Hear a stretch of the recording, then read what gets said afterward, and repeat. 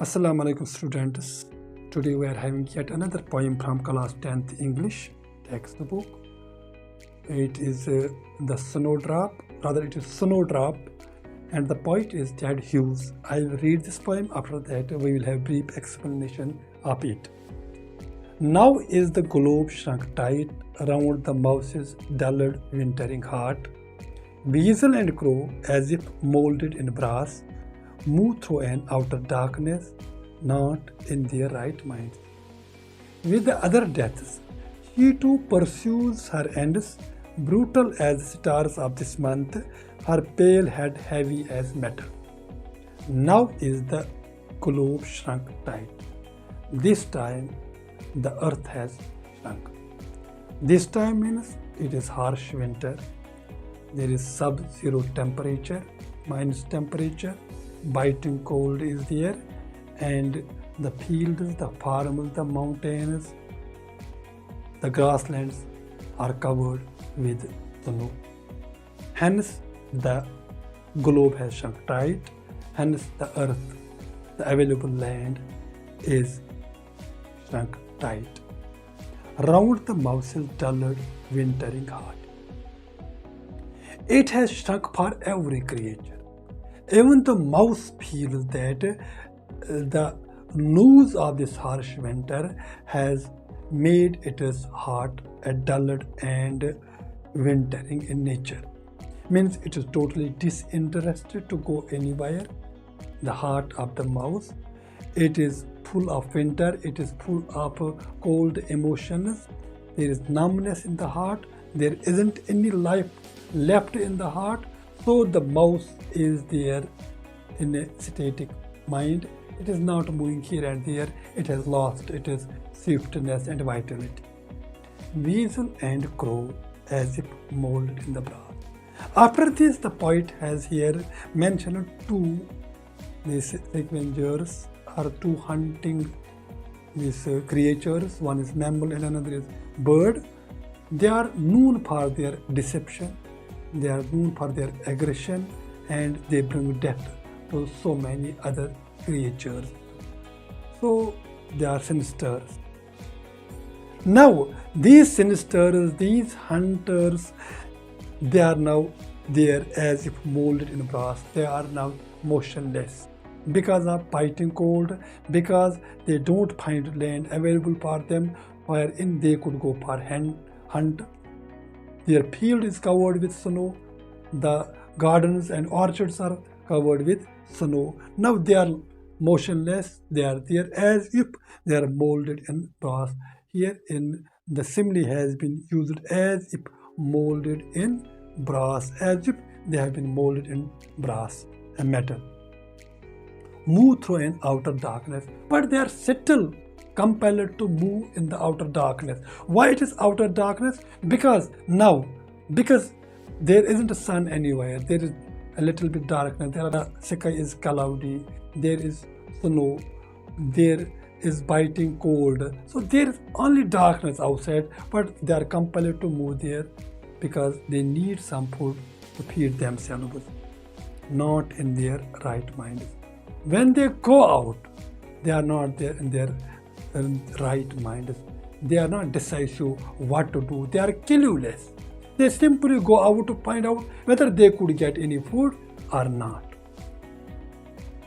Now this is the first sentence of this poem, wherein we see the hunter birds that would otherwise be very deceptive, very aggressive. They would bring death to other creatures. Now they are helpless. The swiftness, the liveliness of the mouse isn't there. It is motionless. Its heart has acquired numbness. Now, seeing the second sentence of the same poem, with the other deaths, she too pursues her ends. Now she has been introduced. She here refers to the snowdrop, the flower that blooms during the winter or in the early springs. So, with the other deaths, this snowdrop sees with its eyes that other creatures are fast dying because of harsh winter with the other deaths. It knows well that whosoever comes out dies because of harsh winter, because of biting cold, because of snow everywhere. She too pursues her ends, but she doesn't leave her efforts. She is determined. She is determined that she has to bloom in the winter. So she pursues her ends. She goes for reaching her goals. Her goal is that she wants to bloom. She wants to fulfill her dream of blooming during winters. For that, she has to come out of the heaps of this snow, and she has to cut the frost that is there. The earth has been covered, the soil has been covered with snow. She has to break open the ice, the covering of ice, and she has to find the way out of the snow, heaps of snow. Now, that is why the poet has used here a beautiful word for the delicate, fragile flower, brutal as the stars of the moon. It is paradox here. Though the flower, it is petals, they are fragile, they are very much soft, they are delicate, but the poet has used otherwise. He says that the snowdrop, the flower, it is brutal. It is as brutal as the stars of this month. Which month? January or the February, the months of the harsh winter. And as there is the stars of this month, they are brutal, and this snowdrop is brutal. Why it is brutal? Now this is the point.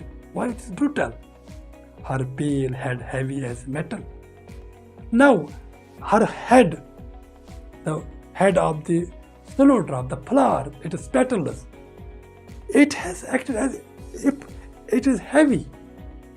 It is having strength. It can resist any pressure that is put on it.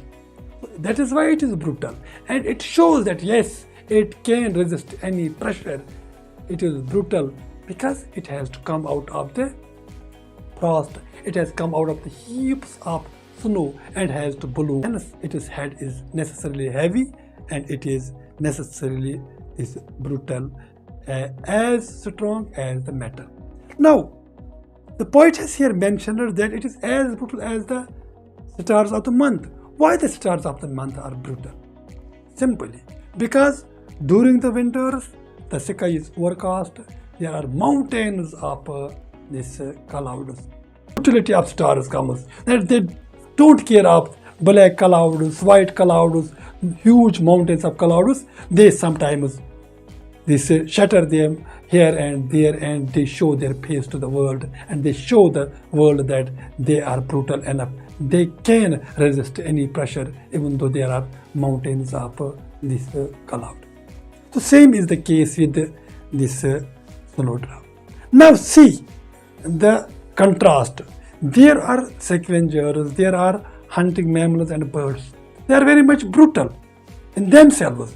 But the nature have restricted them, their movements. The nature has proved brutal enough for them, and they have restricted their movement. And there is on the other side a creature that is this snowdrop, which has been personified here. That is delicate. Everybody knows it is delicate. It is fragile, but it shows persistence. It shows resilience. Because of its persistence and its resilience, it manages to survive. And the scavengers and those hunting birds and mammals, they don't show any resistance. They don't show persistence. They don't show resilience. That is why they surrender.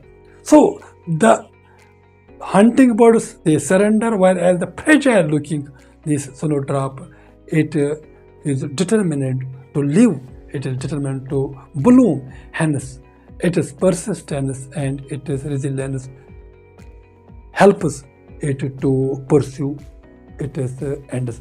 Now, another thing is there that needs to be seen here. 3 creatures have been mentioned in this poem. One is mouse, one is weasel, one is crow. all the three are males, strong enough to resist any pressure. And the only one female has been used here, it is Snowdrop. Here word she has been used for it. A delicate, seemingly looks that it cannot resist any pressure, but it resists. It shows its resilience, hence it pursues its ends, and others are fail to pursue their ends. So this is a beautiful poem which has been put forth by this poet Ted Hughes. So we can, if we dig deeper into it, we can get so many different things from it. So there are some poetic techniques we can see it. First poetic technique is that is there in every poem. That is imagery. So we can visualize these things. We can visualize a swift mouse, or we can visualize a mouse static at one place. We can visualize a crow going for hunting. We can visualize a crow being static at one place. So these are visual imageries. This is here in this. And second, this thing is there are some metaphors. For example, molded in brass. It is a metaphor used in this poem, showing the stillness, showing the momentlessness of these scavengers. So then there is a enjambment. One line passes another line to make a full statement. That is there. Then there is symbol.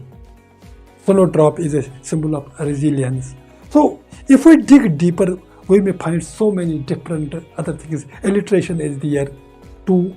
These consecutive words begin with the same consonant sound, like the head and heavy. So these are different poetic techniques in this poem. So when we read it time and again, we will find more and more things in this poem. So I tried to explain it my way. I hope that this will help you a little bit. When you read it again, you will see more insight of this poem. You will see the connotation that it gives.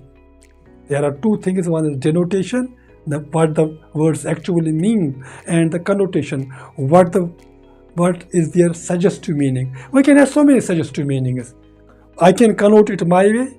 You can get the connotation your way. So your connotation will be, yes, 100% right, and my connotation will be equally 100% right. So you may time and again read it so that you can get more insight from this poem. Thank you. Have a nice day.